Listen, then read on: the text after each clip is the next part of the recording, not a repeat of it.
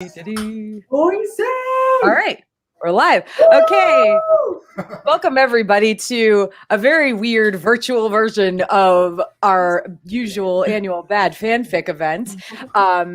So real quick, we're going to go around and introduce ourselves. I'm going to talk a little bit about the origins of the Bad Fanfic panel. Then we'll do some Bad Fanfic reading. We had 6 submissions, so we have 6 fics to read, and we'll kind of see where it goes from there. There's some other stuff I want to touch on maybe later, depending on if we have time. But I'm Tara. I am the Ice and Fire Con organizer. You can find me around the web at A Geek Saga. Once upon a time, I did write fanfic. No, I will never tell you what username I use, but it is still out there in the wilds of Archive of Our Own, just saying. So we also have this way, Dom. Hi, I am Dom the Tall, thick with 2 C's. I live in Flea Bottom, Maryland, and Ice and Fire Con was my very first con in 2013, and now you are all my family. Hi. Hello, I'm Becca, the Queen of Thorns. I live in South Carolina. Ice and Fire Con 2015 was not my first con. It was my second con, and Tara Volin told me I had to go.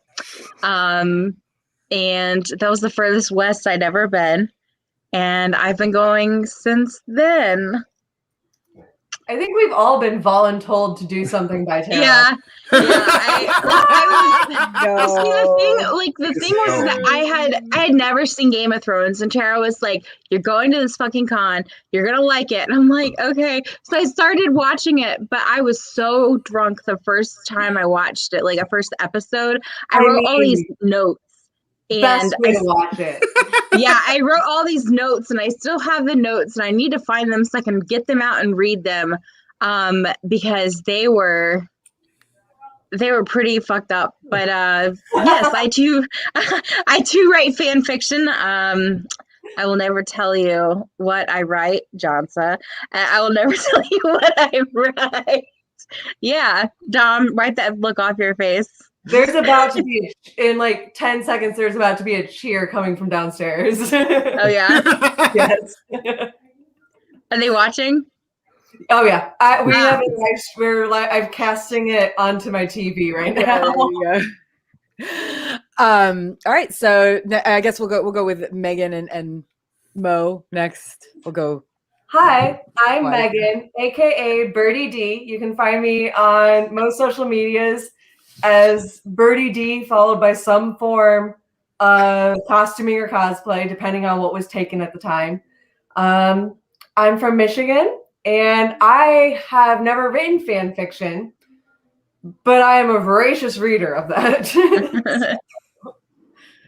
Of a very specific kind, but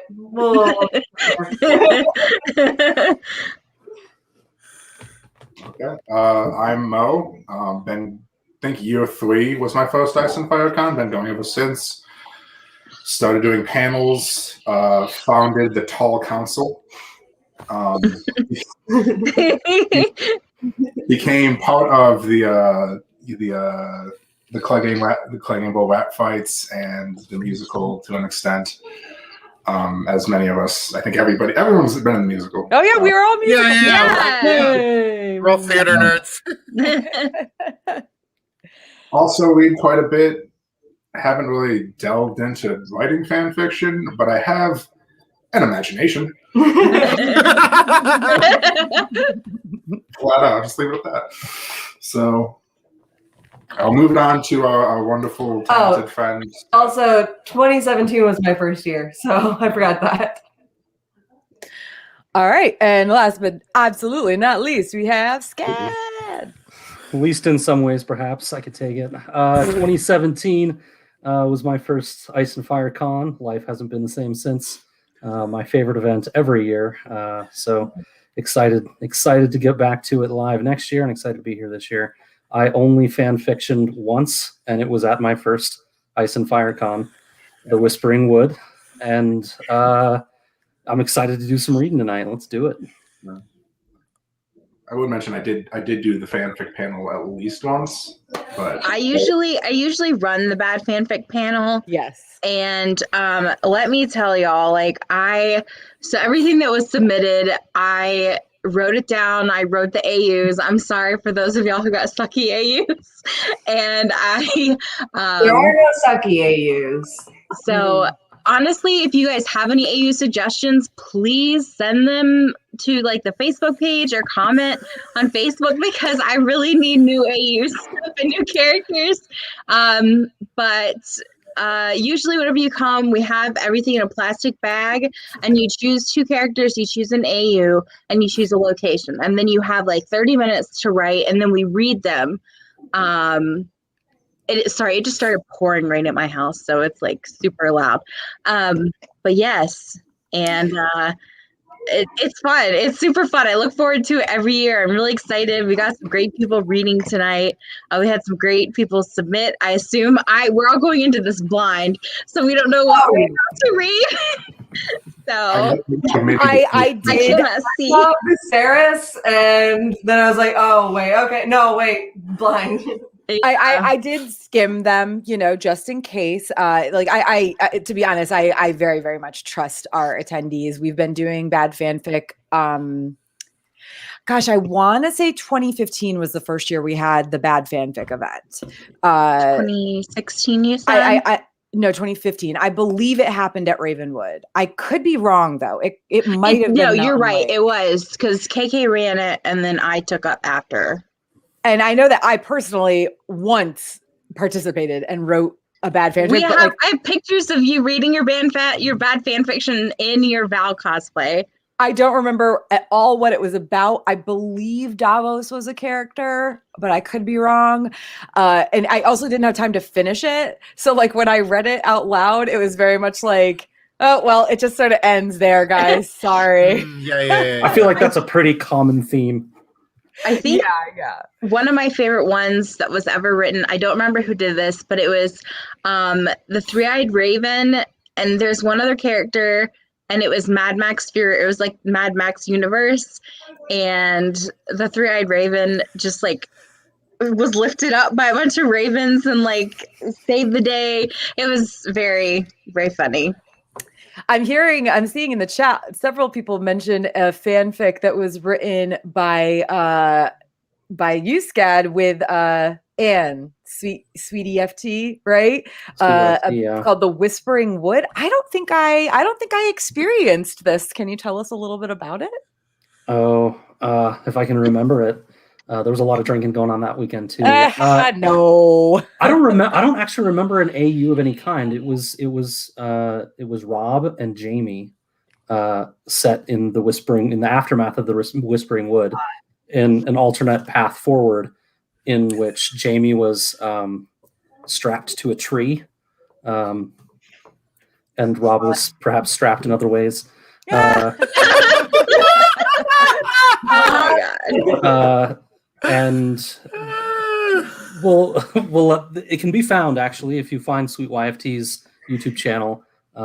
She did a whole video log of that 2017 con, and it's in there somewhere.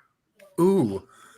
Well, I will have to go. I definitely have watched her video logs, but I might have missed. I don't know. Maybe I might have missed the one that included that, or if she posted the video separately. I'll have to go look for that. I think it's just part of a bigger, longer one. But okay, yeah, her travel logs were pretty great.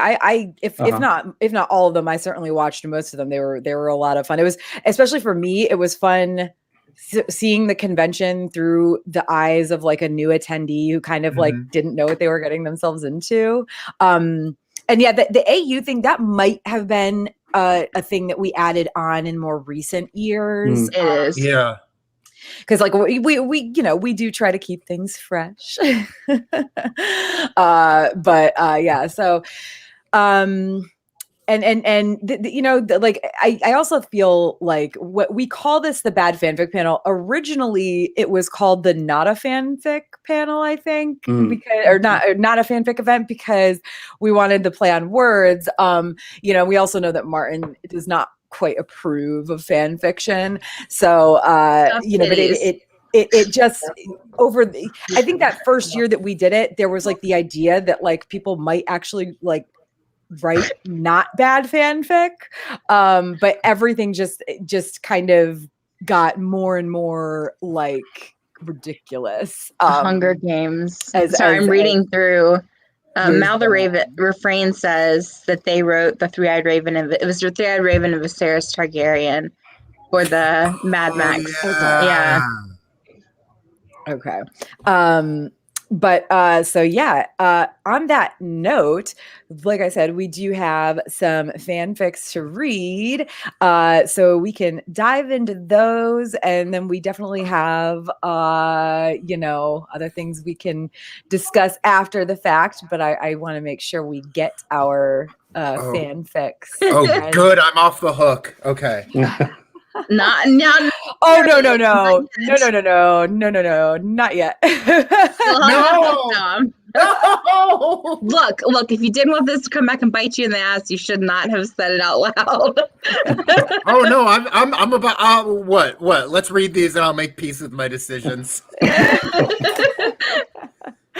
Okay, so do we let's go backwards order. So we'll start with Scad and work our way around back to me. And again, for everybody watching this, I want you to know what happened was I used a random random list generator thing. So I sent people prompts. They could use 2 to 4 characters. I gave them a list of 4. They had to use the first 2, and they could use up the third and fourth ones were optional. Then they had a place and an AU, and they were given a couple weeks to write these. It was definitely, that has definitely helped in terms of they all come to a conclusion, I believe. But so when you guys are reading them, just say who it was by, and each of the documents that I sent you guys should have the list of like prompts at the top, so maybe just kind of mention what the prompts were so that we all kind of know a little bit about what we're getting into here. All right, is that my cue? Yeah, that is your cue. All right, I have and I am reading this for the first time. These are haven't read a word yet. The Westerosi Falcon by Nellie Vinograd, Talia Egan, Jonathan Egan. The characters featured are Podrick Payne. I don't know whether he's aged up or not. Lysa Arryn. I don't know if she's aged down or not. Osha. And this is all taking place in an alternate universe setting at the Eyrie in the 1950s. Ooh. Sock hops. 1950s, so 1600 years fast forwarded, or our 1950s? Ooh, that's we'll a good. Let you be the judge. I think it's supposed to be like modern 1950s. I like the other one. All right, chapter 1. It was the crack of dawn on a misty morning as I went to my office. The office of Podrick Payne, private investigator. My secretary, OSHA certified, was already clacking away at her typewriter. But what she was working on, I had no idea, as we didn't even have any clients. I had just settled in for my morning cigarette and cup of joe when I read the news. Westerosi Falcon missing, blared the headline. Robert, Sweet Robin Arryn, dashing teenage heir of Vale Industries, gone without a trace. Underneath was an advertisement perhaps, for dry deodorant. I guess missing kids gets people sweating. I wasn't surprised. Crime was increasing for a few years, ever since the northern border was open to wildling vacationers against the wishes of President Baratheon. Whoever was responsible, I didn't give a damn.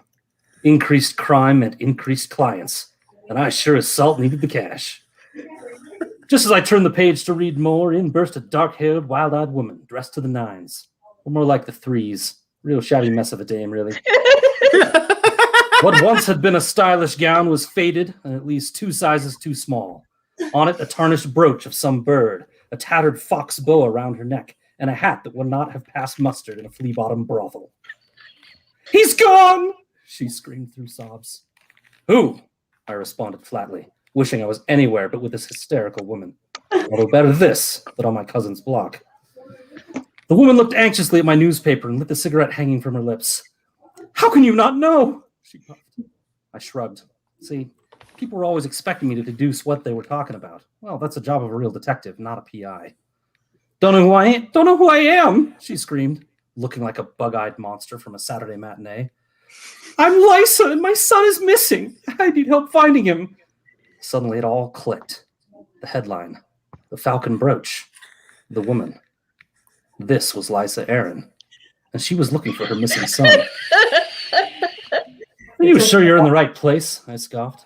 I'm strictly a low-rent gumshoe. My clients are not normally from an esteemed society. My chief of security resigned years ago over that unfortunate dwarf incident, and now no one dares work for me, he said. I recalled that murder scandal involving another of my former employers. People in my line of business tend to face grisly ends. I looked at her ugly clothes, that pathetic air about her like a helpless dog from the pound. I couldn't stand the sight of her. But I'm a gentleman, after all. I had too much respect for the lady types to say no. They always seemed pleased with the variety of services I offer. Fine, I'll do it, I said.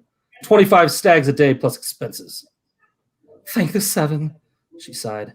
But my funds are dried up and my attorney refuses to give me a cent. So I can pay you in 30-a-year land trusts, which can be refinanced to allow you to have full ownership by the time you retire. Plus, this is sure to be worth millions. She handed over a glossy photograph, a signed headshot of her from the 1930s. It's an autograph I signed on the day of my film premiere of Gone with the Breeze. You know, Betty Davis was up for the role. She smirked. Yeah, sure, I said. I was about to negotiate my price with her when OSHA appeared. Mr. Payne, is there anything you need me to do since we have no clients and no cash flow and you're desperate for work and you could use absolutely anything to busy your time with while you wait for any real work to come through? She asked loudly. Lysa gave me a disapproving look. I'll expect you at the Erie tonight, she stated firmly. So, I had a client. Chapter 2. That evening, the mist turned to pelting rain as I drove down the country roads toward the Erie estate in Vale Valley. Following Lysa's advice, I decided to stop at Arnold's, the town's sock hop and popular hangout for local riffraff, to try to find some leads. A wall of cigarette smoke threatened to knock me over as I entered. That reminded me, I needed a smoke. I pulled out my pack and was about to light up when a hand reached over and did it for me. You're new here, came a sly voice. Name's Miranda Royce, but my friends call me Randy. Who are you? None of your beeswax, sweetheart, I coughed. The name's Podrick Payne, and I'm investigating the disappearance of Rob and Aaron. I'm looking for witnesses and suspects in town. Well, you know, I'm the local gossip, she said. That's kind of my thing. Brandy spilled the beans over a couple of milkshakes. There was Lynn Corbray, the town hard man, who was known for his involvement with the local syndicate. He was always trying to make a buck. I'm sure he had a reason to mess with a wealthy landowner. Then we had Harry, a.k.a. the Heir, a real hotshot rich boy who ruled the local prep school.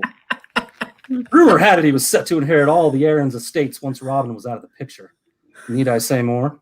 And finally one Maya Stone, a girl of dubious morals who had been seen canoodling with Robin under the bleachers at last week's football game. Crime of passion, perhaps. Conveniently, they were all already there at Arnold, standing around the jukebox while she explained this. Whew, I had to play it cool. Did you kidnap and or kill Robin Aaron? I said generally as I approached the group. Listen, buddy, spat Corbray before taking a drag of his cigarette. I don't respect you, and I don't talk to people I don't respect. Capiche? You don't even know me, I replied. You'd respect me if you saw how fast I can drive my souped-up hydromatic race car. That stopped them all dead in their tracks. You, me, we race at sundown, said Corbray. The sexual tension between us was palpable, but I tried to keep my cool. Under the bridge by the Valley supermarket, right before we get to the I-95 overpass. The new one they just built because our country's investing in infrastructure during these times. You got me.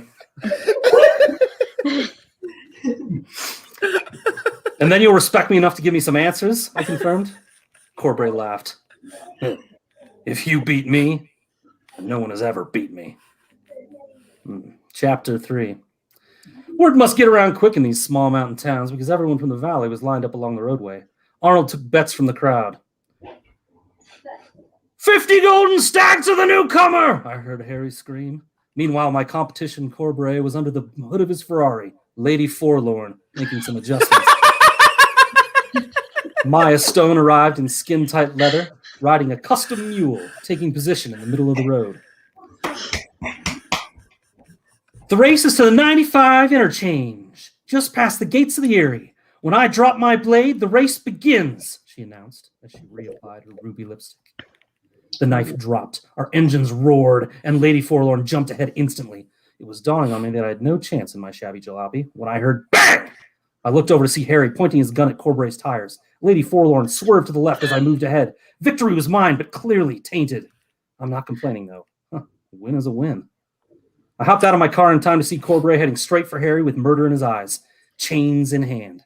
Harry turned, drawing his blade in the same motion. Punches were thrown, knives were swiped. The crowd swooped in to watch as Arnold started taking additional bets on the fight in real time. Before I could intervene, which I was planning to, Maya drove her mule between them, waving her blade. Enough! She shouted. I jumped in. Yeah! Time to talk, boys. Corbray laughed. Why not? Brilliant move, getting Harry to shoot out my tires, you cheating scum. I had nothing to do with that, I said. Harry grinned sheepishly. I just wanted to make a buck and piss you off, Corbray, Harry laughed. And it worked. Wait, so you two aren't conspiring together? There's no deep-seated connection here that would make you the ideal duo for taking out Robin? I was really banking on that, I said, scratching my head. Harry and I ain't got nothing to do with this plot. We're good old-fashioned frenemies, that's all. Harry, tell him. We're blood rivals on the track, but there's nothing good, nothing dirty going between us, Harry admitted. And as for the Falcon, taking him out was too obvious, so I bowled him into trying dangerous hobbies just for shits. I mean, I thought he would off himself base jumping out the moon door. But somehow he survived. It's not like I was really trying to murder the guy. Talk to Arnold. Anyway, he's the one who runs the show here, Corbray exclaimed, pointing to Arnold in the crowd. And I saw him with the Falcon a couple days ago. The crowd gasped. Arnold stepped forward, his face red with embarrassment. Or red with guilt. I was just an unemployed immigrant from Yeti when Prohibition came to Westeros, Arnold began monologuing. I got into running spirits from Bravos. John Aaron was very grateful for my services, and after Prohibition ended, he wanted to do business with me. Since the old man died, I've been prepping Robin to eventually take back control of Vale Industries from CEO Littlefinger. But who took him? Randy sighed, before turning to me. Are you going to do your job, or do I have to do it for you? She whispered. Arnold, I grunted. That's enough of the vamping. What do you know of the whereabouts of Robin Aaron? Last I seen him, he was getting on the back of a motorcycle with Maya Stone. The crowd gasped again, even louder than the first time. Maya angrily approached. Before you start spreading lies, I'll have you know I run the best brothel and motorcycle dealer in the area, she began. My services to the Falcon were strictly advisory. I mean, gross. Robin Aaron? He needed advice with women, something he clearly was not going to get from his mother, if you know what I mean. Said he wanted to start going steady with a northern girl, so I gave him a cool haircut and helped him escape the Vale border. Is that a crime all of a sudden? The crowd erupted, pointing fingers, calling out wild accusations left and right. People were beginning to pull out switchblades and chains for an all-out rumble when we heard that unmistakable whine. Stop it! At that moment, the crowd parted to reveal the Falcon, looking striking in a fabulous blue leisure suit. Next to him, a statuesque redhead wearing a fur-lined jacket with a wolf on the back of it. Very cool. It upsets me when there's all this fighting. I can't hide anymore. I'm not a boy. I'm a man. I didn't go missing. I escaped from a life of infantilism. And now I can eat and drink whatever I want. And she will never catch me. The crowd shrugged and murmured. And Maya, thanks for everything. She said yes, beamed the Falcon, as the woman next to him frowned in disgust. I guess these truly are happy days. Okay. With that, Robin and his girl jumped onto Maya's mule and whipped off into the sunset. The end. I did send a stream link to the writers, with the exception of one, because I unfortunately am not friends with one of them on Facebook. But so a couple of them I think will be joining us later, including Jonathan and Nelly, who are two of the writers of this fanfic. And in case you missed it, I was holding up this picture. This is the picture of the custom mule motorcycle that was included with the fanfic. Oh, it was a motorcycle. Like I thought you meant like a dead ass a mule. It is actually, and animal. it is actually a brand of custom like motorbikes. Yeah. So I love that. I love that was just included at the tail end of the fanfic. I was like, wait, what? Oh, this time. All right. Next up, we have Mo, who is reading. Actually, I think he's reading yours, Becca. Yeah, I know. We'll find out. Megan's getting hydrating at the moment, so That's fine. She has time. yes. So it is by Becca. So the characters involved are number 1, Hot Pie; 2, Jon Snow; 3, Viserys Targaryen; and 4, Patchface. I don't know. Oh God, I'm having flashbacks to when I wrote this. Lord, what are you doing? Location: Storm's End. Fanfic AU, 9 to 5 office job. He's late. He's late. He's fucking late. It's his first day at Storm's End startup, and he's fucking late. Hot Pie parks his car haphazardly beside a red and black Corvette Dragon and hits the side of his door when he opens it. He tries to rub it out the scratch with his sleeve. He's already 10 minutes late, and he's running towards Storm's End as fast as his short-ass legs will carry him. He blazes past security guard by flashing his ID and runs to the elevator. Hot Pie tucks in his shirt frantically into the front of his trousers and subsequently his underwear, straightens his jelly bean bow tie, and walks into the office. He's directed to an empty desk beside another man by the spooky secretary at the foyer, and he sets his bag down on the floor. She's playing with a lighter and a candle and hardly acknowledges him. Hot Pie stares at the nameplate on his desk.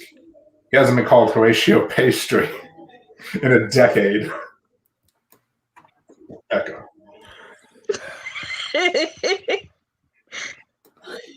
He almost forgets it's his government name, and he flips the nameplate down. He reaches into his lunchbox and takes out 2 muffins. He offers one to his desk mate. His nameplate reads Aegon Targaryen, but it's been lazily sticky noted over, and Jon Snow is written. I don't want it. Jon moans and tosses his hood over his head. Hot Pie shrugs. Maybe he's just not good at making friends. A shrill, grating laugh echoes around the office, and a tall, sharply dressed young man is giggling at something the CEO said. He's wearing all red and black and looks like daddy's money. Fuck you. This isn't Parks and Rec. We're not going to be pals in this little workplace hijinks, Manager Patchface says as he somersaults down the hallway and back into his office. The blonde tongue. Lydia. The blonde turns, his face purple and splotchy, and apoplexy with Apoplexy. Apoplexy. I don't know some words. So. That's fine. Okay. Hot Pie offers him Jon Snow's muffin. He slaps it away with a screech. Peasant working class, don't you touch me! I'm the dragon! Hot Pie looks around the office to see if anybody notices Viserys Targaryen's outpost. Hot Pie can smell the privilege from his spot before he turns and about faces to go back to his desk. Jon Snow is looking at white sports cars on his computer. A fan of cars? Horatio Pastry asks as he sets up his desk how he likes it and adjusts the monitors. I don't know, Jon Snow responds. Hot Pie tries to ask him more questions to get him to open up, but Jon Aegon Snow Targaryen is like one of those dolls that you pull the string on the back, and they just repeat the same phrases over and over. Hot Pie wants to hit him with a heavy binder given to him by the weird red-haired secretary. Hot Pie uses his time on the clock to text his friend Aria and ask her if she has a spot open at her business. She hires him on the spot. He leaves Storm's End at the end of the day without really knowing anything about the executives, Stannis Baratheon, or even what the fuck they were doing at the company. He burns his Lord of Light handbook and never looks back. The next day he starts his job at Frey's Bakery. Later, Hot Pie would go on to open his own fleet of bakeries called Serpies. It's pies. Surprise, it's pies. It's not says pies. It says Serpies. But surprise, it's pies. It's a pun. It's a pun. Yes. He would only become known for his wolf-shaped bread, and that only before fading into obscurity. Okay. I'm sorry. I'm so sorry. I want to tell you, I copy like it absolutely says Serpies, it's pies. No, it's Is there surprise. a rule that no one was allowed to use the name Sansa? Because we've had 2 redheads that aren't named. No, this She's really close to Sansa. Whoa. redhead was obviously Melisandre. One is Tormund. Oh, I mean Melisandre. I mean, that's true. That's true. But there's just been 2 redheads. No, there are no named redheads. That was the rule that came out, apparently. No, stop. I tried my best. No, I get it now, but like I actually didn't read this because I know like I was like not worried. Becca runs bad fanfic, so I was like, Becca knows the rules, it's fine. But yeah, so I but as I was reading this, I was like, wait a minute, is that a spelling, like a typo just now? Like, because I've got it open too. But I thought about calling it surprise, it's pies, but then I was like, no, surprise, it's pies. And then Serpies, and I was like, Serpies, it's fine. Sean says Horatio pastry is Hot Pie's name from now on. Serpies is super herpes. Surprise, it's pies. Everybody's reaction to this is like, what's like giving me life. This is Guilty Undertaker says Hot Pie never learned to read or write or make anything else. Pasha said. Oh, there's no reason to start now. yeah. all Thanks, right, Lydia. so next up we have Megan. Oh gods. Okay. Yours is actually very enjoyable. I liked it a lot. I can't wait to. As far as the 2 sentences I've read, so the characters that had to be included, or well, actually, let's just do locations, and characters will surprise you. Okay. The Sun Spear, and AU or alternate universe is football team. So right up my alley. All right. Ever since Viserys Targaryen defeated the angry men and even angrier birds that made up the Blood-Raven gang and then rode off into the sunset on his fire-breathing dragon motorcycle, the good people of Sunspear were free to enjoy themselves again. Since Sunspear was a sports-loving city, the first order of business was to rebuild their once-renowned college football team. Sunspear Tech had been known for their team's speed and aggressiveness, and they were out to prove that they were still a force to be reckoned with. Under team captain Arian Martell, there was no way the Sunspear team could lose, as long as they made sure that Tien didn't poison the opposing team's water cooler. They'd probably get a penalty for that. Probably. And who would be the first opponent Sunspear Tech would face? Their old rivals, Highgarden University. The football rivalry went back longer than anyone could remember, despite the fact that the two schools couldn't really agree on what football actually was. To the Dornish and everyone else in Westeros, it involved mostly kicking a ball down the field in the other team's goal, while the goaltender tried to keep the ball out. In the Reach, football was viewed as a game where players wore lots of pads and helmets and ran straight into each other while holding a vaguely egg-shaped object in their hands. The High Garden version didn't really involve feet or balls, but that was the name of the sport nonetheless. And that was what they played when they met their Sunspear opponents. Dickon Tarley was ready. He had been named quarterback for the High Garden team, and there was no way he was going to lose to the Dornish. He would prove himself and bring the team to victory with the help of his secret weapon. His weird older brother's weird wildling girlfriend. Sam Tarley was far too frail to withstand the rigors of the football field, but the same could not be said for Gilly. According to her, she was one of the best football players north of the wall. Dickon could see it. She was fast. She'd make a great running back. It certainly wouldn't be a problem that she was just a walk-on that had never been to practice. Despite what his nerd brother insisted, football wasn't all that complicated. Gilly would be fine, and Highgarden would totally destroy the Dornish. When the day arrived, both teams were ready. The beginning of the game saw the teams ready for kickoff. They had gotten a referee from the Westerlands to make it impartial, but to Dickon's chagrin, that idiot Lancel didn't have a coin for the coin toss. How could a Lannister not have a coin? Why did everyone seem to think that you didn't need a coin for the start of a football game? And why were all the Dornish standing in the middle of the field? How were they going to do the kickoff with one of the teams standing in the middle of the field?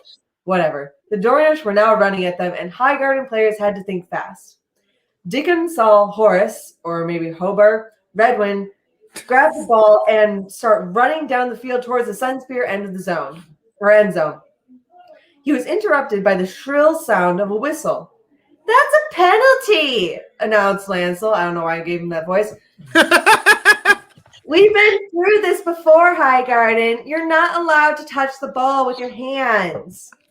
"How are we supposed to play football without our hands?" protested Halbert, or maybe Horace. "Oh, I don't know. Maybe by kicking it with. Oh, I don't know. Maybe by kicking it with your feet." Nymeria Sand piped up. Lancel nodded. "What she said.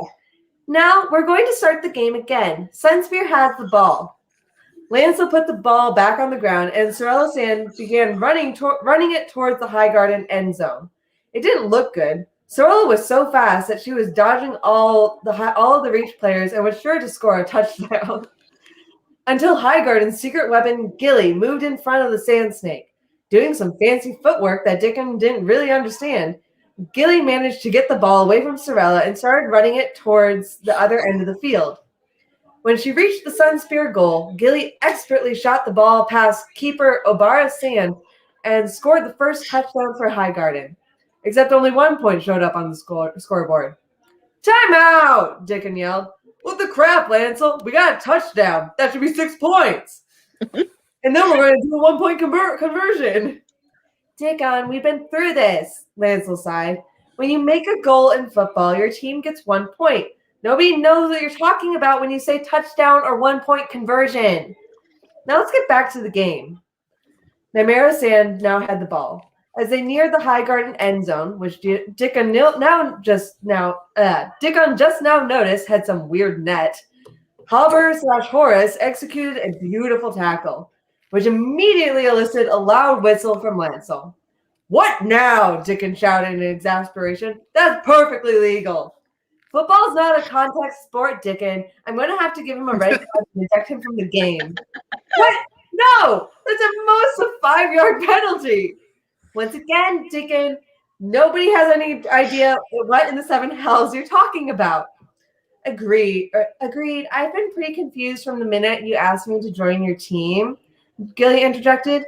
"You reach people have no clue what football is about. I think I'll just join the Dornish team. Am I allowed to do that, Lancel?" The referee shrugged. "I don't see why not. It's not like anything in this game has been regulation anyway." "True. But you can't leave. You're a secret weapon running back," Dickon protested. "Yeah, I still have no idea what you're talking about," Gilly said, taking off all of her padding and donning a Sunspear jersey.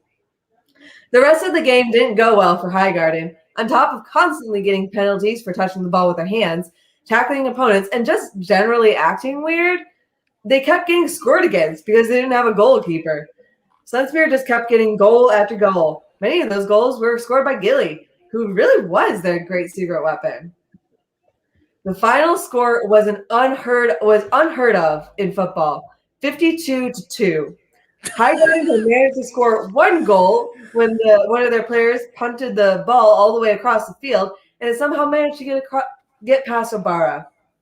After a stunning defeat, mostly caused by their own incompetence and complete lack of understanding of the rules, the Reach players limped back to Highgarden University in shame. Sunspear was back on top and looking forward to a successful season with their new MVP wilding striker, Gilly. I love that this was like, I love the football versus softball, football versus football. Football. I was like, which one? Yeah. Exactly.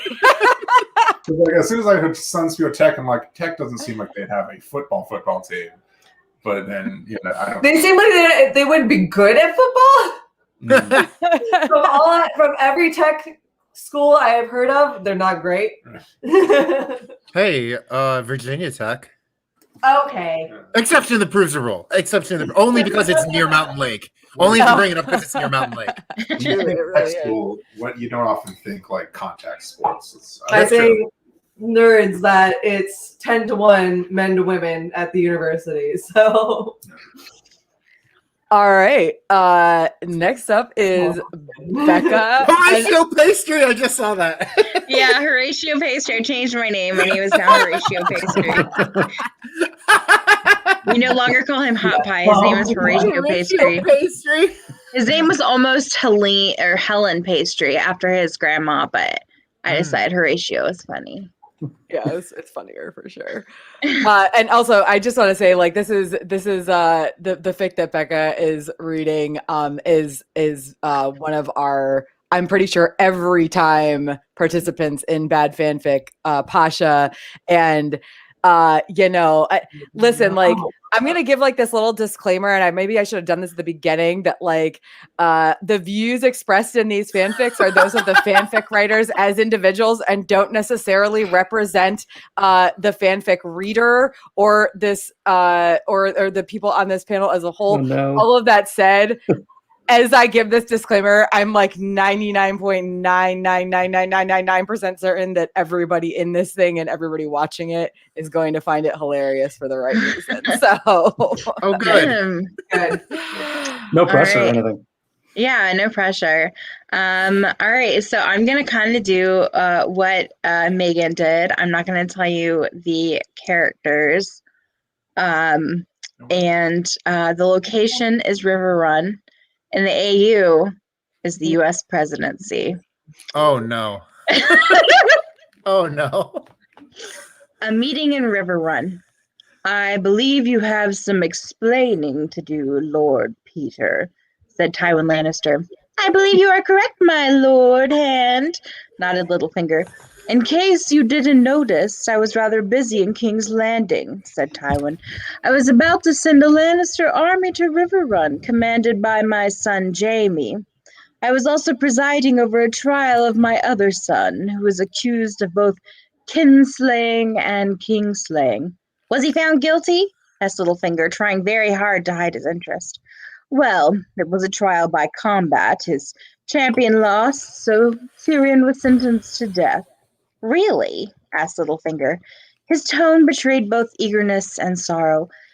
He is my son, Lord Peter, sighed Tywin. I was wondering whether to send him to the wall. Anyway, I was just about to go to my bedchamber in order to, well, sleep. And then a raven from you. Yes, my Lord Hand, nodded Littlefinger. A letter of utmost importance. Had it been a letter from anyone else, but I do trust your instincts. So instead of a bedchamber, I went elsewhere. I gathered the army. I led it myself to River Run. I blackmailed Edmure Tully into surrendering, and now we are here, in River Run. Why? Why take Little River Run? Shrugged Littlefinger. Why, to strengthen your hold on the Riverlands, of course. But why me? Why couldn't Jamie do all that? He's a very able soldier, Whispering Wood notwithstanding. Sir Jamie is indeed a very able soldier, agreed Littlefinger, but he holds no real power and is not that good at negotiations, unlike you, my Lord Hand. And that's why I had to forego the warm bed chamber for some mysterious negotiations. Well, my Lord Hand, replied Littlefinger, I was interrupted as well. I had to leave my newly beloved wife, Lysa, and also, well, never mind. Still, why River Run? Why couldn't we hold these negotiations somewhere else? In King's Landing or Casterly Rock? Because the only portal is here. What? What is that portal? It's a door, if you will, a door into another world. To Essos? To Ashai? Not exactly, my Lord Hand. How much longer? Asked Donald Trump. Just a couple more doors, Mr. President, replied Rudy Giuliani. What is this place anyway? Some shithole country? I don't even see TVs or electrical outlets. Do they even speak English here? They do, Mr. President, said Giuliani. Granted, they misspell some words sometimes. Then it must be Scotland, nodded Trump. You know, my mother was from Scotland. They loved me in Scotland. They certainly do, Mr. President, lied Giuliani, but this isn't Scotland. I'm sorry, sighed Lord Tywin. Please explain it to me again. King Donald of House Trump had an election, patiently said a bald man named Rudy. And I won, shouted the other guest, a fat orange man apparently named King Donald. An election like they have in Volantis, asked Littlefinger. Sort of, nodded Rudy. Only in our election anyone can vote. And that's why we had voter fraud, eagerly said King Donald. We need new voter ID laws. So you won that election? Asked Tywin, fruitlessly trying to understand what all this had to do with him, or Westeros in general. I sure did, but it was stolen, shouted King Donald. How was it stolen? I presume you had more votes. Of course I did. I won 75 million of them. That did sound impressive. And how many votes did your opponent get? Asked Tywin. Pretender Joe of House Biden, chimed in Rudy. He got 81 million. Then why are you saying you won? Tywin still didn't understand the story he was hearing. There were a lot of illegal votes, said Trump. They all just came out of nowhere and invalid ballots. And Dominion voting machines and mail fraud and dead people voting, added Rudy. The last part seemed the most understandable one. Yes, we also have legends of dead people moving around, nodded Tywin, beyond the wall. Anyway, details don't matter. Breaking out the accent now. Impatiently said Rudy. What does matter is that we need your help. But what can we do? Asked Littlefinger. I'm afraid we don't have 6 million people to send through the portal into your world, so you'll still lose the election. We don't need that many. Shook his head. Today is what? He looked at his wrist for some reason. It's January 5th in our world. Tomorrow, Pretender Joe's victory will be official unless, repeated Tywin. Unless we'll have a trial by combat. That's what you guys call it, right? We'll need several thousand people, strong and good with fighting weapons. That's all we need to stop the steal. I can probably spare several thousand Lannisters, pensively replied Tywin. But why exactly would I be interested in this alliance? Oh, trust me, you'll be very interested. King Donald excitedly started talking. After I win my country back, I'll send you guys all the help you want, more than you ever imagined. Rudy told me you're fighting a war too, right? We'll send you hundreds of thousands of soldiers to destroy all your enemies so fast, like no one ever destroyed anyone before. With our technology, you'll be unstoppable. Pretend I have baby hands.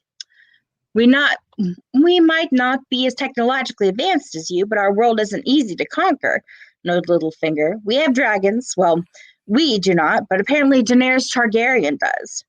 Dragons? Laughed Donald Trump. Laughed King Donald. We have planes, helicopters, missiles, even nukes. Needless to say, Tywin didn't understand a single word. Neither did Littlefinger. I think it is a good alliance, my Lord Hand, he said to Tywin nonetheless.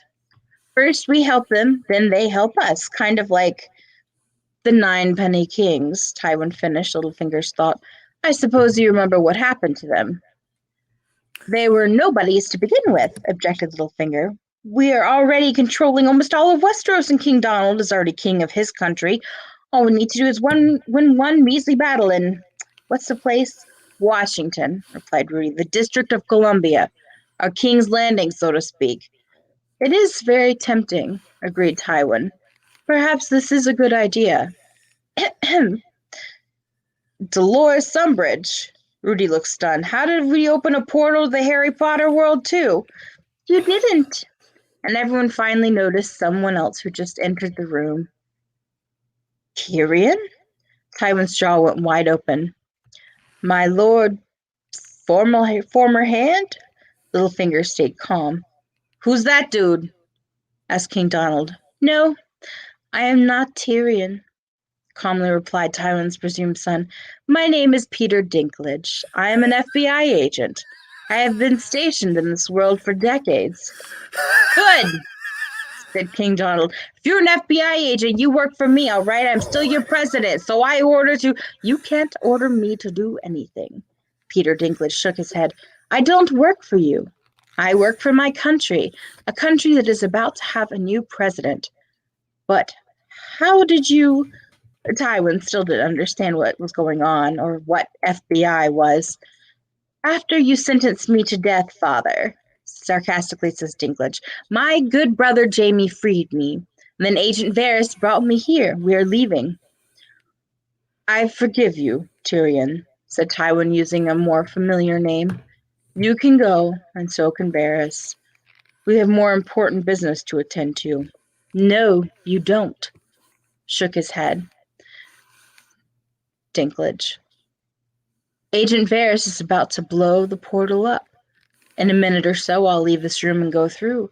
After that, this portal will be no more.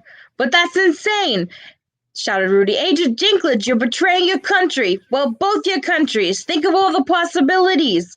I did, shrugged Dinklage.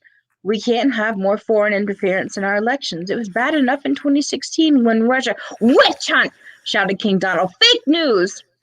I'd love to stay and chat, but I am out of time, replied Dinklage, and so are you, all of you, actually.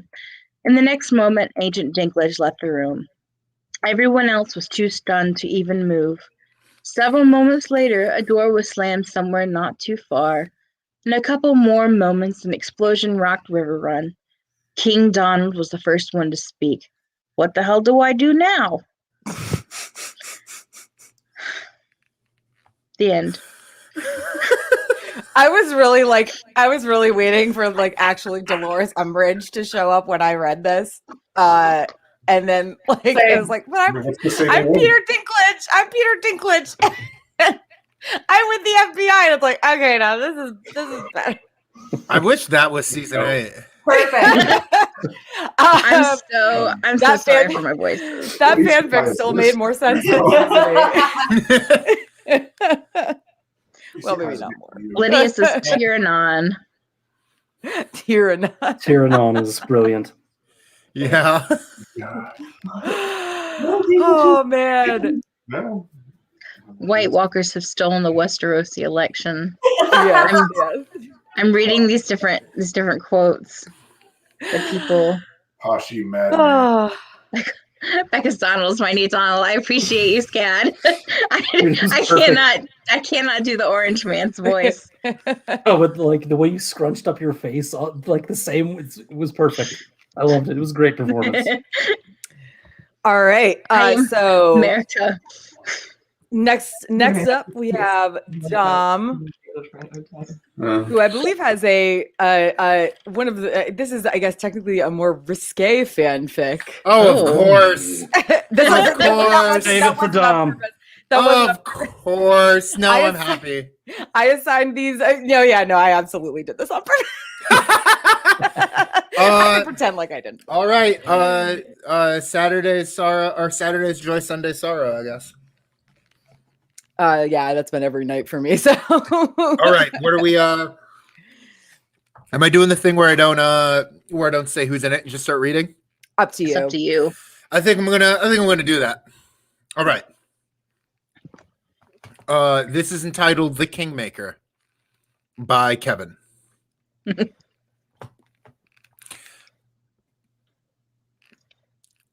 This better be bloody good, said Bronn, as two nameless Lannister guards met him at the base of the stairs leading to the Tower of the Hand. He had been at Chataya's having a lordly time on his first trip back to King's Landing since putting himself in charge of House Stokeworth. He was in the middle of two comely maids when two different nameless Lannister guards arrived to escort him. He could have been killed, but in truth he was a bit bored, and figured he would see what new dirty deed needed doing. There was always work to do when you did business with the Lannisters. He nodded to his own two guardsmen to wait at the bottom for him while he ascended the stairs, and wondered what was waiting for him. He imagined some displeasure with his handling of the succession at Stokeworth. There had been no trace of Felice, and that was fine by him. Show him a lord who gave a damn about the Stokeworths, and Bronn would happily name him a liar. But then lords were touchy on matters where their lordly rights were invalidated by the baseborn. When the royal summons came by Raven, he told his maester to reply with a note that said, "Go fuck yourselves, the lot of you." And that bird nearly flew off before he had a sudden change of thought. Being a lord was starting to soften him already. He could tell, because he didn't stay alive this long by second-guessing his instincts. Still, he decided to come to King's Landing. In truth, he was getting bored with his life and his wife and his empty castle. He felt himself getting dull and wondered if his sword was getting slower. The outside of the door to the Hand's chambers was guarded by Sir Boros Blunt, who nodded disdainfully at Bronn and took out his sword. The thought briefly occurred to the old sellsword that perhaps the Lannisters were looking to add him to the Kingsguard, which might be a clever way of revoking his lordship he had taken for himself. Bugger that, he thought Bronn, as the door pulled open. Kevin sat behind a small desk. Several Lannister guards stood on either side of him with cold eyes and faces. Sir Kevin was cold but cordial. Sir Bronn. Lord Stokeworth, corrected Bronn. Kevin ignored the correction. It seems you forgot your way to the Red Keep. You were found at Chataya's despite the royal summons to see us. They missed me there. I couldn't let the ladies go too long without me. We have a delicate task for you, Sir Bronn. Bronn stared at the old Lannister with confusion. If it's delicate, why'd you call on me? I don't do fucking delicate. My brother believed that there was a proper tool for every occasion. My nephew knew better than the other two when he found you. We need a man with no connection to anything but his own self-interests. Our interests are with the realm. The queen, shall we say, needs your sword. Bloody hell, thought Bronn. They were going to try to add him to the Kingsguard. Bronn wasn't about to cede a castle and women. Well, my sword is exactly had for free. Kevin looked up at Bronn. There was creepiness behind those gold-flecked eyes. Bronn should know he knew plenty of creeps. These creeps had an endless supply of gold, however, so it was always worth listening to them. The sword she requires is not the one in Sir Boros's possession outside my door now. This sword is the very one on whose behalf you spend all your dragons at Chataya's. Bronn looked on, looking for the angle of an obvious Lannister screw job. You need my bloody cock, is what you're telling me. The realm needs an heir. The queen is fair, and some would say over-eager to produce an heir. She is smitten with his grace, said Kevin, letting the sentence linger. And the king is smitten with his kittens, as I hear it, said Bronn. His grace is most fond of cats, yes, replied Kevin. But there's another cat that needs taming, Bronn said, guarded but intrigued. His grace is not yet of an age to produce an heir, and yet the kingdom clamors for it.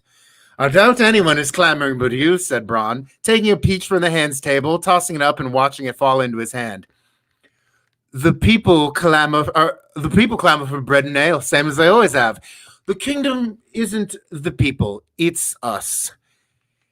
And an heir brings stability. Stability brings plenty for the people.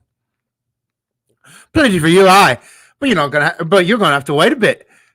Little Tommen's still got years before his balls sprout some fuzz, said Bronn. Which is why we come to you, Kevin offered. Why me? If the king isn't ready for tilting, you need a new golden child with the queen. Why not from one of your own? I can't imagine a Lannister not being up for some queen fucking. The Kingslayer should be up for that. Sir Jaime is away on other business. And powerful as the Lannisters are, we are short on men of our blood who can perform the particular task, as it were. So House Stokeworth, of all houses, why not a Hightower? Something a bit fancier. Well, it would be a bit dangerous to have valuable information in the wrong hands. The child would be a Lannister. Kevin kept his eyes on the sellsword the whole time, sparing little emotion. He was effective. But having met Tywin, Bronn had no fear whatsoever from the current hand. As much as the king is a Baratheon, I'd say, said Bronn, taking a big bite of the peach. What is your answer? Prodded Kevin. I think you're all sick. All the gold in the world, and you're all still miserable. I'll tell you, I used to think the imp was sick, but he's the healthiest of this whole bunch, and I've known a lot of sick people. Remember yourself, Sir Bronn. You are in the Tower of the Hand. Whatever quality of life you enjoy, you have because of us. And there is nothing you have that we cannot take away. Maybe, said Bronn reflectively. I was doing just fine fighting and fucking before I met you. But it is nice to have some comfortable boots and more comfortable women. I have to say, I'm a little less nervous when you ask me to kill someone. So you're telling me to spear the queen and get a bastard by her? What happens to me then? Back to Stokeworth, pardon in hand, more titles and land. It's not hard finding traitors these days to free up a nearby castle or two. Kevin was getting tired and did not expect this to require this much persuasion. There were enough other matters of the realm that needed tending. I'm not so dumb to know that I'm a dead man as soon as the deed is done, said Bronn. Why don't you try pod if you... Why don't you try pod if you need a common other? That's something of a legend, has a fair bit of the royal blood. The boy has the strongest seed in Westeros. Half the children of King's Landing are bearing uncanny resemblance to Sir Podrick. It would not suit for the heir to the throne to appear the same. You have a bit of a point there, said Bronn, half-eaten peach in hand. Can you throw in Cersei too? One queen shall suffice, said Kevin, reddening the face. Very well. Make me warden of the east and throw in a few castles and you got yourself an heir. Kevin stood and nodded. The guards let Bronn know his audience was over. Bronn tossed the peach to the guard posted at the door, who clumsily dropped it. The sellsword lord took several steps to the door, wondering how his life could be so strange. He stopped, turned to Kevin and said, So when Tommen is ready to make his own kittens, what are you going to do with a bastard king at the front of the line ahead of all the other golden princes? The realm shall address any succession issues in good time, said Kevin. He nodded again to show that this meeting was truly over. Sounds more like work ahead, said Bronn, and left through the door, stopping to take his sword back. He descended the stairs, Lord's cloak trailing as he floated down. His guards were waiting for him at the bottom. A good meeting, my lord? Asked one of them. It appears you're talking to the new kingmaker. Back to Chitaya's. It seems I have to practice more swordplay.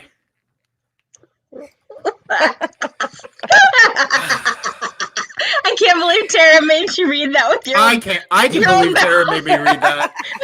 I can believe Tara made me read that. Yeah, I can believe that. I can. Oh, excuse Yeah. me for 1 second. I have to prepare. Oh my. Oh no! What? What? Oh no. Okay. What? What you have? Cheryl says, I'm bored of my single castle. Maybe one more will fill the void. Yeah, I get it. Some Okay. voids are never filled. I feel like Tara's about. I don't know what she's doing. I'm I'm a little scared.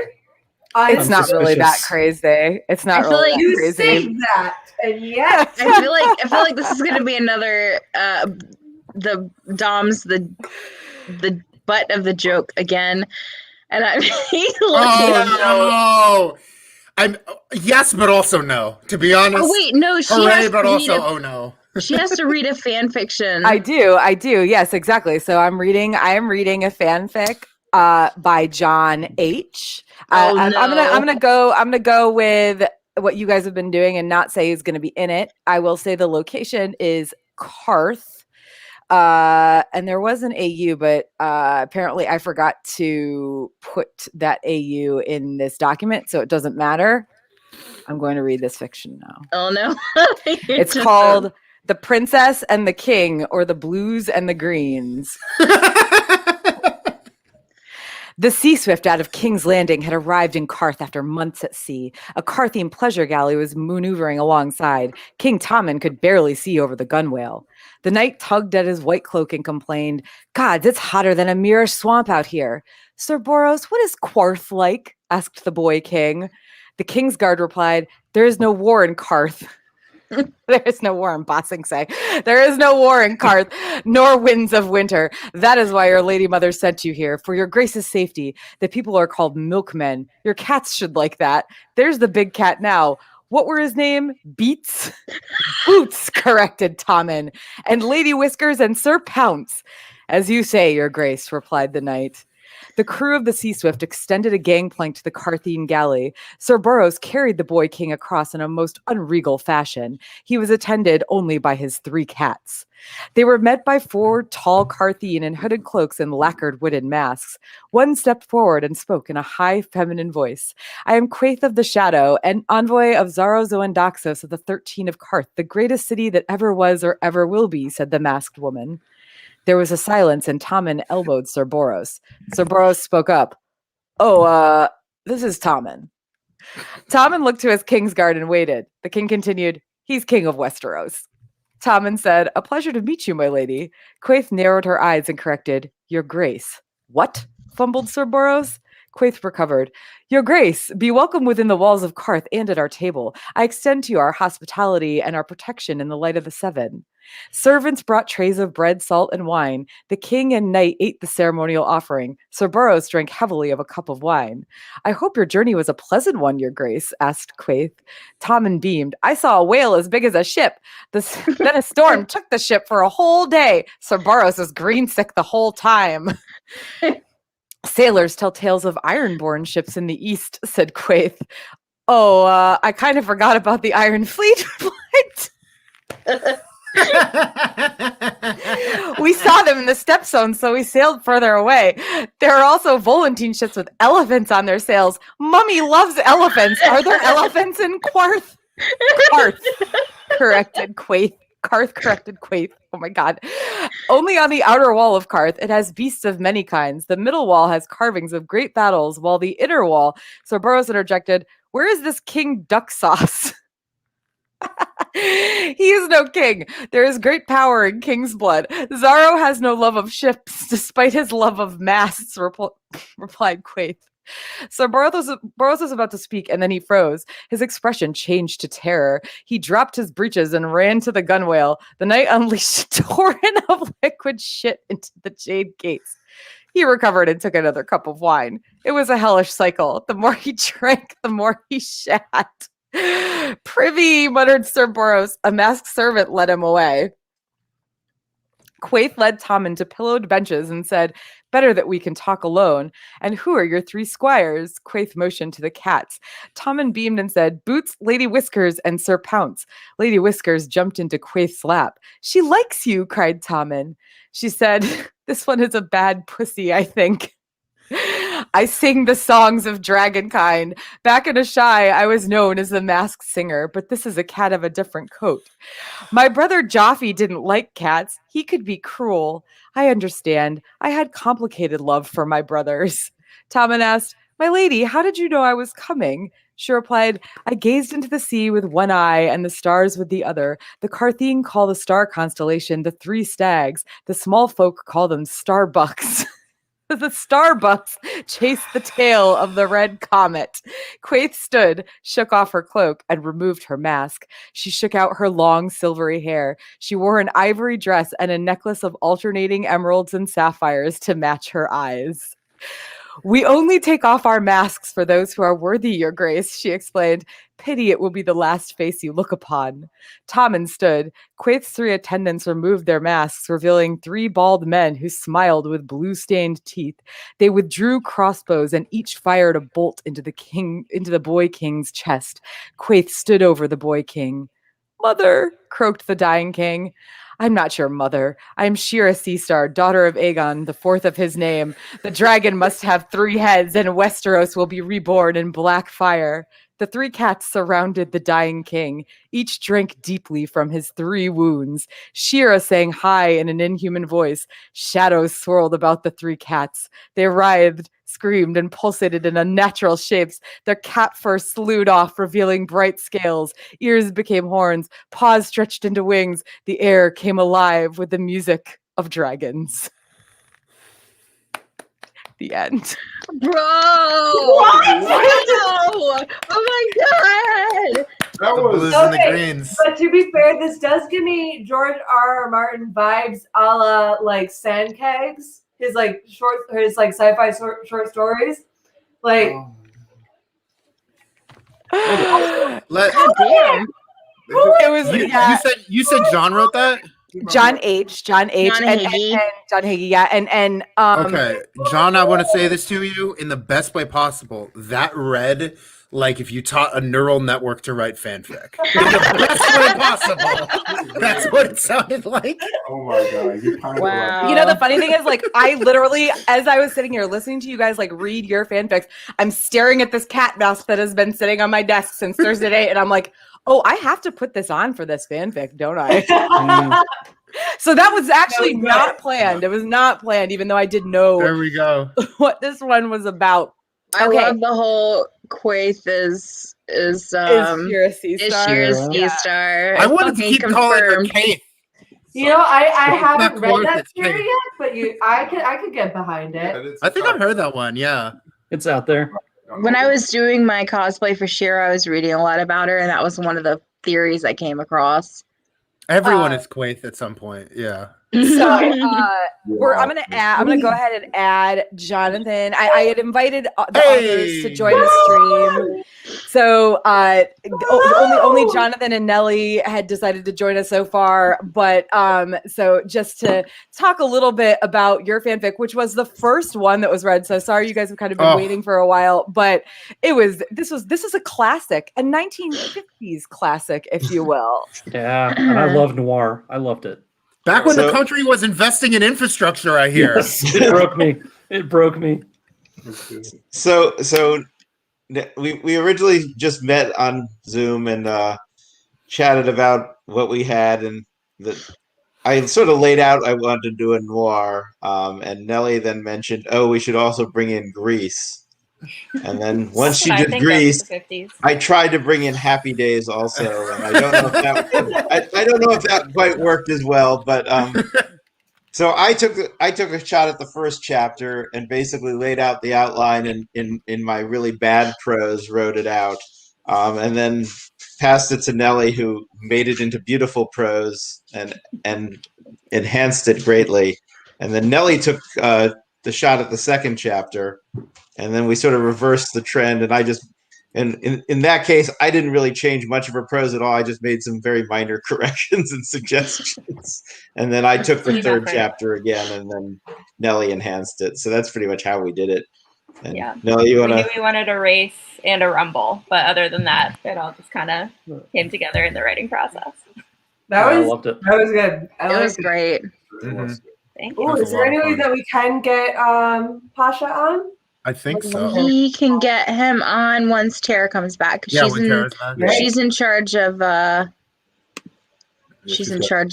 Oh, these things. Tara! Oh, can I ask a question? Sure. Is that Arthur Aaron? Who is Arthur? Oh, it was Arnold. And Or it was Arnold, supposed to be rather. Is it Arnold Aaron? Arnold from Happy Days. Arnold from Happy Days. I'm like, I is wish there I- like an Arnold Aaron who's like a cousin or something? No, I it was was gonna pick supposed to be that Arnold from Happy Days. Okay. Yeah, Pat Morita. Yeah. Okay, makes more sense now. Pasha wants to. Oh, okay, Yeah, never mind, I you got just, him. I just saw. Yeah. Right. Cool. Great. So I know I missed like a little bit, but so thank you guys again for writing this. I know, because how many years you guys have been doing that bad fanfic together? I know you did it in 2019. Was that the first year you guys all did it together? Yes. That was Okay. my first. Okay, that's I thought it was your first or your only at this point only in person year. We'll put it that way. Virtual counts now. Kind of has to. Yeah. So any last thoughts or anything like that before I don't know, I don't know. You guys had fun writing this. I assume this was, I think, our longest one, right? Yeah, Yeah, I was surprised at how long. I have never done this one before, but it seemed it was long, but it was good. Yeah. That was. Oh no! I'm not complaining about the length. I'm just saying I think it was our longest one. I believe it was. But like so good, so good. Like Nelly, how much did we have to cut out from this? Because we actually went longer originally. We were like 500 words over. Wow. I don't know whether this was a cut to save length, but my favorite part maybe is when he just walks into the place and says, "All right, who killed Rob and Aaron?" Accuses all of them right in one shot. We were rushing the. Yeah. I loved it. I loved I it. say discreetly. Yeah, I say discreetly. And also amazing reading. Really well done. Oh yeah. Thank you guys so much for writing. All right, I'm gonna move on to our next author. Thank you guys so much for joining, and I hope you're enjoying Ice and Fire Con. It was a lot of fun to write. Yes, it was fun to listen to and read, honestly, the first time. So all right, y'all have a good night. All right, next I'm gonna bring in John H, and then we've got Pasha after that. Oh my God, John! Sir Jonathan Sand. Evening, everyone. John, did you just watch like every David and Dan behind the episode before writing that, or what? I wanted as many season 8 cliches as possible. You got it. You got it. When you hear somebody else read it, it really comes out like rapid fire.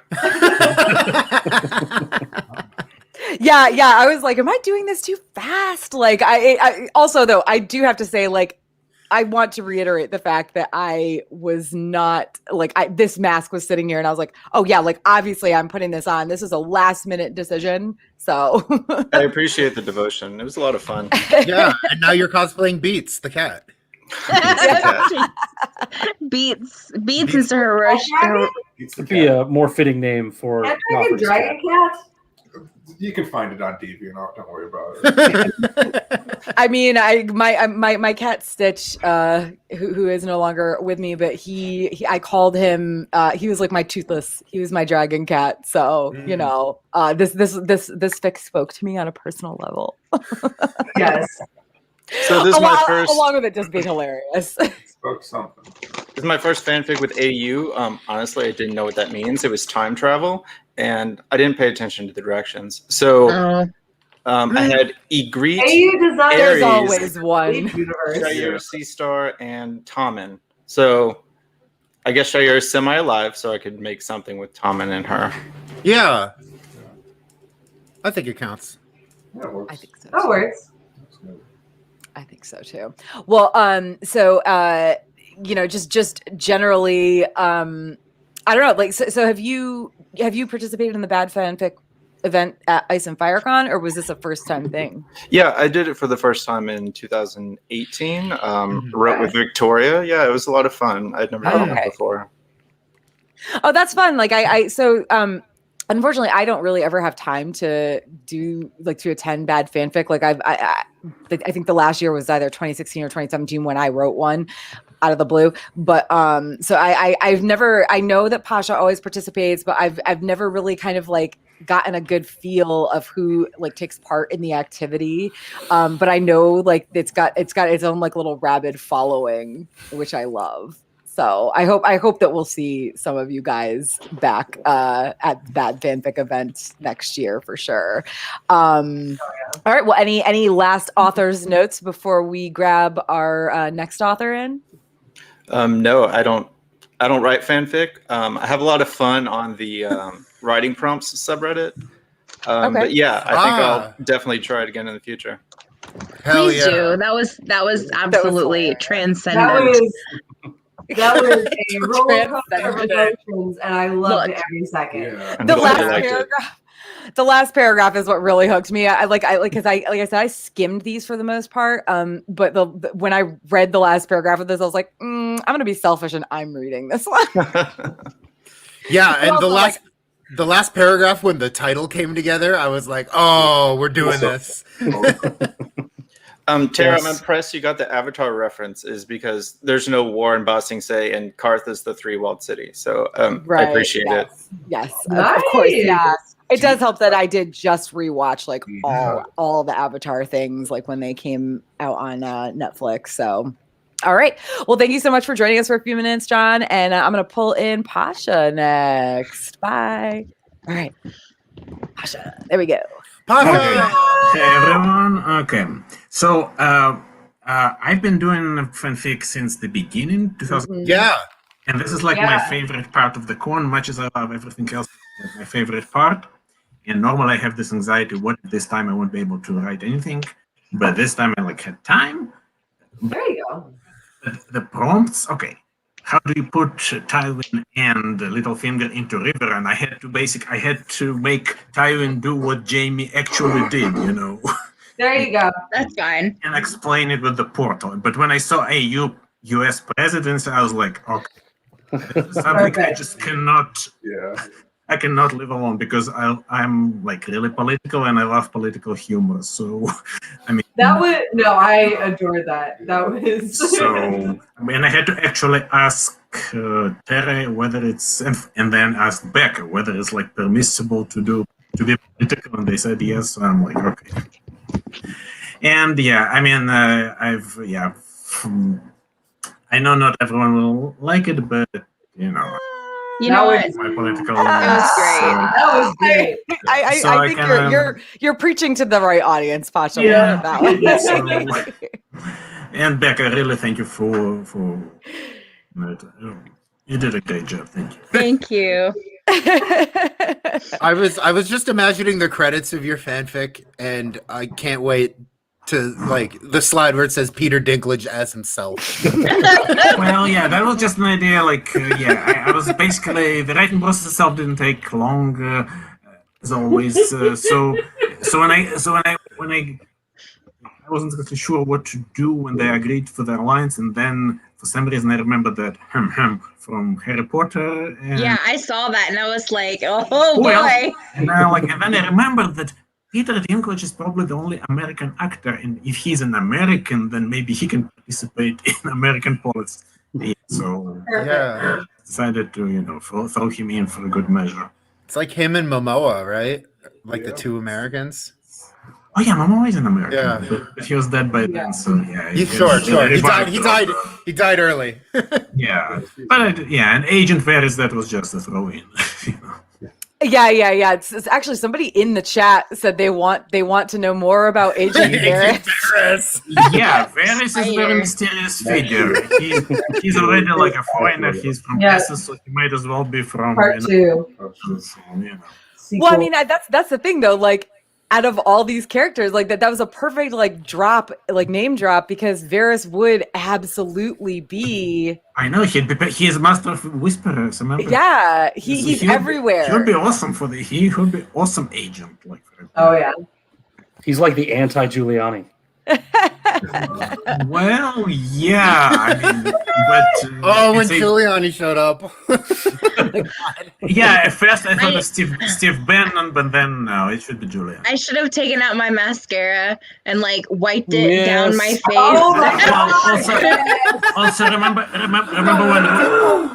remember when Rudy says it's gonna be, what do you guys call trial by combat? He actually used that phrase. Yeah, trial by combat in that rally before. I forgot about that. And then when he got questioned about it. Between then and now, that honestly. Well, did you see when he got questioned about that, and he said, "I wasn't inciting said violence. I was quoting a fictional, what did he call it? A fictional documentary about medieval England." Fictional documentary, I love that. Yeah, Fictional documentary, contradiction in terms. Fictional Just say it's Game of Thrones. We all know it's fine. No, legally it wasn't. But yeah, and he has to know what that means, trial by combat. not the weapons and stuff. January. Yeah. God. Sometimes I have a good day, and sometimes I remember that people who run our country say shit like that. A Well, fictional documentary about medieval England. Medieval Oh. England, yeah, that's especially funny. No, those two words don't really go together. But No, fictional documentary. Yeah, I get it. like dry water or something. Seriously. All right. Well, Okay. thank you so much for joining us, Pasha. I'm going to pull Victoria in now and have a wonderful night. And as always, thank you for your bad fanfic submission. Thank This was you. great Thank and you. hilarious, and we loved it. We loved it. Thank you. Have a lovely night. All right. We have, last but not least, Victoria is going to say hi. Victoria with her very special football AU. Was great. I adored that. That was so fun to read. Well, and oh, sorry. Someone's got the stream play. Is that you, Victoria? You've got the stream playing in the background, so I can hear my voice. There we go. Oh, sorry. Someone's got the stream. Yeah. So yeah. There you go. Oh, I've done that. I've done that a million times where I've like had my own videos like open in YouTube, and it's like, oh crap. so I hope you enjoyed writing this. It was fun. Yeah, and it was funny. I had to get my my brother to be. Make sure you're using the right terms. I had to get my brother to be my consultant. Yes, because I know nothing about American football. Most Americans don't either. It's fine. So yeah. I played it as a kid. I don't even know what I was doing. Because I knew as soon as I got, I'm like, okay, I know what I'm going to do here. They're going to be two, somebody's going to think soccer and somebody's going to think American football. So the reason it was 10 minutes late is because Sunday morning, I my brother came out of his room and I'm like, I need your help. No, nothing about American football. But yeah, I know nothing about American football either. It was a lot of fun though. Well, I mean, 10 it was good. 10 minutes late is no big deal. Like, yeah. I mean, and really, to be honest, my biggest thing was I just wanted to make sure I had time to like skim them and like put them into nice, neat, Google Docs to share with everybody. And in the end, I didn't like do any of that till like 3 days later. So yeah, it's fine.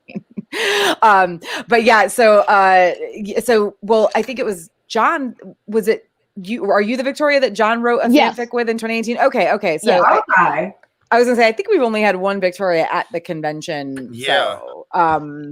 So you guys did one together in 2018, and I think that's the thing I really like about the bad fanfic thing is like it really does encourage people who might I don't know if you guys knew each other outside of Ice and FireCon or before that, but like it does encourage people to kind of work together, like and yeah. So was it different doing one entirely on your own? I mean, minus your consultant.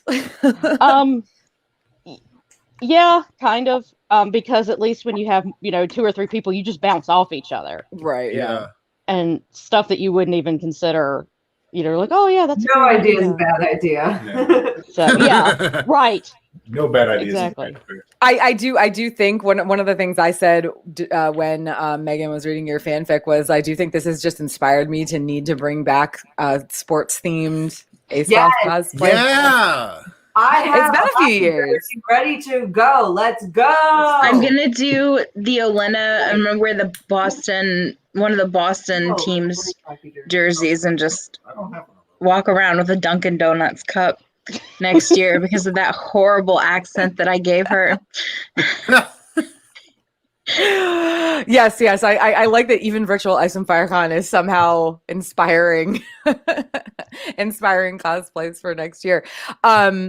So yeah, I mean, and also your cast of characters was that you received in your prompt was a little bit all over the place, but I was God. I love that Gilly was the was the pull-in, she was actually the star of the show. Gilly's hardcore, man. I love seeing her beat people's ass. It's great. Yeah, that was good. Well, okay. Any last thoughts about your fanfic? Nope. No. Well, thank you for joining us and saying hello. I do love because to be honest, I just kind of assumed that you just knew all these things about football, so you could have lied and not like soccer and football. Say we're from Michigan. We're Lions fans. Wouldn't know anything. Yeah. Well, good because you're Lions fans. They lose every time. Lions fans. Knowing would be a curse. Season one time. I went there for my shot, and the last time I went there before then was probably a decade ago. All right. Well, thank you for joining us and saying hi. All right. Thank you so much. And so we're back down to the five of us. And this has been going for about 90 minutes. So like I do want to wrap up soon. But before I do, we were talking about ye old bad fanfic lore. And like just to I really thought like about sharing the Pain is Pleasure video, but to be honest, I don't even know what YouTube channel it's on. Okay. Here's the funny thing. I just sent that link to Daisy like 2 days ago. So oh my gosh, really? Yeah. Do you want me to find it? Yeah. So the backstory for this is year one Ice and Fire Con, Saturday night after this was Flea Bottom Fete didn't start happening until 2014. Yeah, this was post karaoke. Me singing Black Sabbath at karaoke. Yeah, so it was post karaoke and also that night was kind of like there was like karaoke in the main bar. This is at Ravenwood. There was a main bar and then there was like a library off the bar where people were playing the Game of Thrones drinking game and Cards Against Westeros. So it was a very long night of drinking for the people that were there. And we were a lot small. Not that we're a large con now, but we were a lot smaller then. So it was definitely late. And when I say late day, I believe it was like 4 a.m. Oh, Yeah. As I remember it, I had holes in my memory that night. I can remember being helped out of Craig's car and going to sleep that night and waking up like I just slept a lot and I was fine. And then Tara the next morning goes, "I have it all on video. It was so funny." And I just have to go, Right, all of it. Yeah, good. I'm glad I got all of it. Well, good. Here's the thing, though. I actually didn't have it on video. Ashley did. Oh, Ashley. Okay. So yeah. Sorry, yeah. Ashley. I believe you told me that somebody recorded it and that I had to like do detective work. I had to do like a short version of The Hangover to figure out what I said. I'd be like, yeah, great, thanks. Been there. Yeah, been there. So this is an unlisted video on yes, for YouTube. good reason. Yes. And so the link itself is not going to be public ever. But for those of you who are still watching this, we're going to share this and then we'll wrap up, soon after that. But I just want to say, please understand that there was a lot of drinking that happened prior to this. So much drinking. I had like a whole bottle of vodka. Yeah. There's a lot of drinking. The best decisions happened then. And good decisions happened then. I was dressed like Robert Baratheon, okay? I was staying in character. Yeah, so you're always dressed as Robert Baratheon, though. Yeah. Not anymore. Clean shaven, new leaf. I've got to open my I pulled it up in my YouTube. I'm gonna watch it later. I've already seen it. Like I saw it because like when Tara was describing you to me, Dom, she was like, "Here, I have something for you to watch." Oh, great! First impression, huh? And I was like, "Okay," but I was still like, "Oh shit, we're gonna watch it now." No, that one. Is that working? Is that working? Yeah. Can you see it? Yeah, it's good. Is it gonna be like? I love that she's dressed as Cersei and she's standing up next. I was not. Oh, I think it's your like Martell shirt, right? It might be. Yeah. I know it's you, Tara. Never mind. Yeah, but I'm just wearing a t-shirt at this point. But yeah. So you can't really see much in this video because it was like late night and the camera. This is 2013, so like this is yeah. Also, do we need to contextualize Marty? Oh yeah, so Marty's very loud, if you've never met Marty's very loud. No context was a man named You'll hear him a lot in this video. There's a lot. This is what do we call this? Like freestyle fanfic, I think. Yes. I mean, and when I say freestyle, this is NSFW, like hardcore NSFW. I think the phrase "pain is pleasure" kept being brought up all weekend, right? It was like a meme. People kept saying "pain is pleasure" at like various points. Probably. And everyone like kept bringing up Podrick Payne, and we go, "Oh, pain is pleasure," and then this happened Saturday at 4 a.m. Okay, so you guys are probably gonna have to let me know. Can you hear it? No, I don't see anything either now. Is it playing? It was. Hold on. It might be because I'm trying to figure out. Hold on. Let me remove. Maybe streaming sometimes rough on streaming videos. Yeah. I'm trying to figure out the best way to share it, honestly. If I can't I should be able to do well, Becca, can you do a screen share? Yeah. Maybe maybe it's because I have it on the same desktop. That could actually be. Okay, well, let me know if you want me to share it. Look, season 3 was new at the time. I actually don't think there's any amount of contextualization that's going to prepare people. I think you should give up. Scott, have you seen this? I've never seen this. Scott's never seen this. Okay, I've never seen it. I want to be able to share it. Zero context. Wait, you've not seen it? No, I don't think so. I wasn't there for it. And oh my god, this hasn't. This year was 2017, so this hasn't made the rounds to you yet because people. Surprisingly, no. Oh, I guess it only has 30. It only has 34 views. How many people in the chat? That might be more than have seen it previously. Yeah, I'm trying to figure out because I can share it. There's something I know it's something to do with the sound. It's like a setting thing. Do you want me to do it?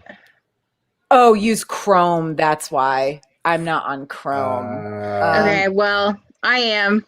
Yes, yeah, Becca. Becca's gonna save the day. I have Chrome on this.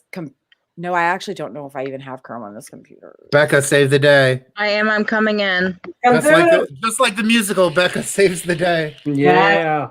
All right, can you guys see it? Hold on. Add to stream. There we go. Yes. You can't see it? Unfortunately. We can see it. Okay. All right. And can you hear it? Yes. All right, here we go. Oh, I'm apologizing in advance. Maybe I don't need to have a job. I'm so excited.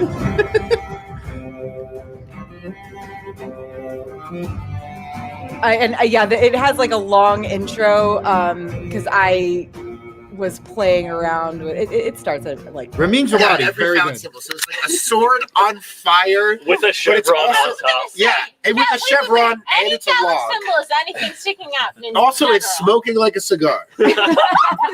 Sometimes a cigar is just Podrick's dick. Wouldn't it be way bigger than that? Then it's a cigar. All right, so are we freestyling this? Podrick Payne? Yeah. All right. Pain is pleasure. Pain is pleasure. Take one. Pain is pleasure. Podrick awoke that morning. Fully hard. His member throbbing in the sunlight. The 6 prostitutes lay unconscious near him. Not asleep, but unconscious. For he had fucked the consciousness out. He rolled over. And looked for awakened one. Looked for an awakened one. Preferably that one who could do the mirror needs not. Hey, fanboys, are you happy? He found her and said, "Oh, I'm so shy. I'm Podrick Payne. I'm the prince who was promised, but I don't know it. Oh, please. Can you promise that for me, baby?" And she said, "What the fuck are you talking about?" And he said, "Here is the deed." And P gave the deed for like a solid 15 minutes that morning, from like 9:17 to 9:32.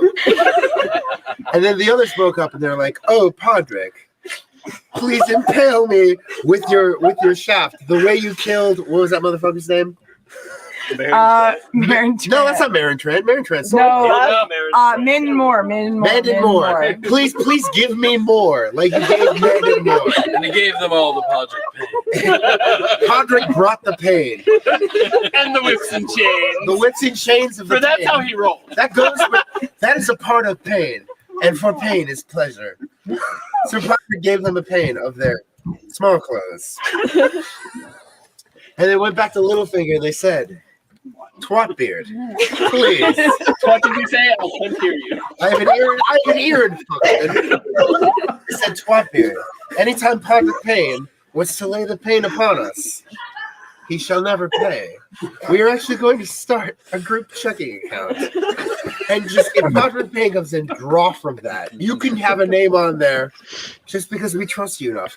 No, we don't. You sold a woman to get cut up because you were bored with her once. It was in season 2. What the fuck was that about? And they said, but before we die, because we're apparently dying, Podrick is fucking the life from us. Please let Podrick fuck us one more time, all at once.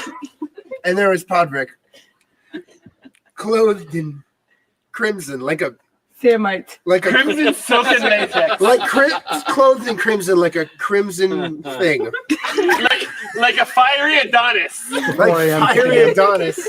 He unsheathed his fleshy mask from the jib of his small loins, and he said, "I need a chicken sandwich and waffle fries and a cooked drink." And they said, "We're in Westeros at the food court." And he said, does it look like I care? He said, "Bitch, Does it look like waffle fry, the Dr. Pepper now." And proceeded to mushroom stomp the insolent bitch. So as they gave him a tip. They gave him a tip. Of And a he chicken gave sandwich, them the waffle whole fries. thing. Oh, and he didn't just give him the tip. He gave him the shaft. He was pains deep. Sorry, that's Sanford and Son. My bad.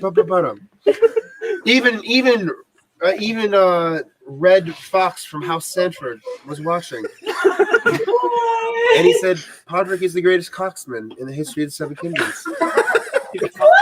He's a coxman, better than all the famous coxmen in the history of Westeros. We had Raleigh Dickfield. We had Dick and Manwoody. And we had #1. we had Sir Dick and the Tall. And he said We Podrick said Payne. heads are back of a Volkswagen. Back up a Volkswagen? Yes, because that's where he wants to fuck somewhere highly uncomfortable. You know, What up? What up? We had Mr. Balzac. We had Lord Balzac Longfellow. I believe it's from the Crownlands. Dirk Diggler. That's too real. Wrong universe right now. And long story short, Podrick died 70 years later.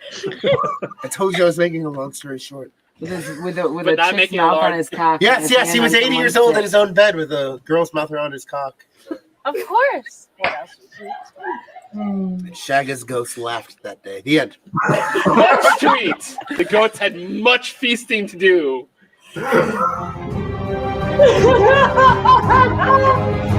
Oh my god! That wasn't me. That was Dionysus. He took over. That wasn't me. I don't. I wonder who I'm going to cause chaos with tonight.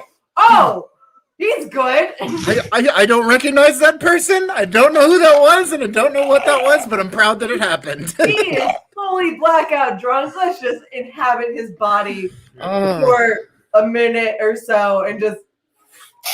You did the full ghost on Patrick Swayze ghost on you, man. Also, I love that this is on my YouTube channel, and I totally forgot that's where. Yeah. It was. Well, because when I told this story to Daisy last week, I went to you and like me and Tara's like messenger history and like searched pain is pleasure. And like, to be fair, we talk about this a lot actually. And then found the original post like from like 2013 or whatever that said like, "Hey, I have pain is pleasure on an unlisted YouTube link for you." Good times. Whew. Good times. It's both the best and the worst when you get those moments on video. Yeah. Like my jaw hurts I've from lived on- laughing too much. I've lived on forever.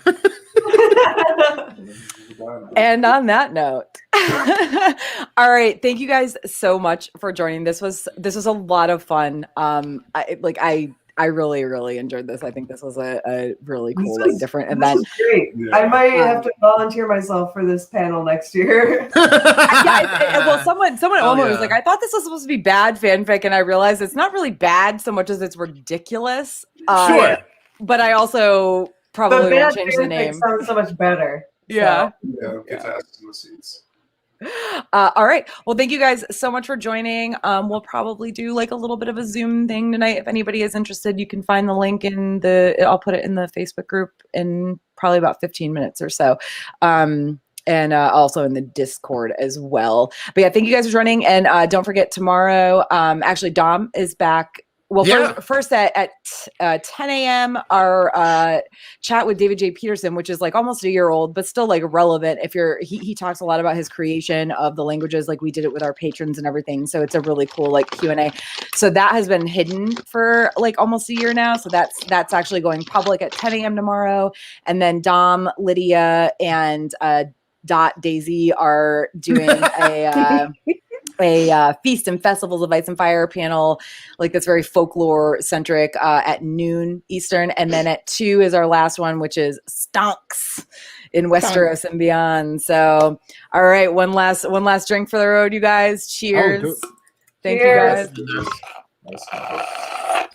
Ain't no laws when you're drinking claws. Have a lovely That's night, right. everybody. Bye. Bye, night. Bye. Night.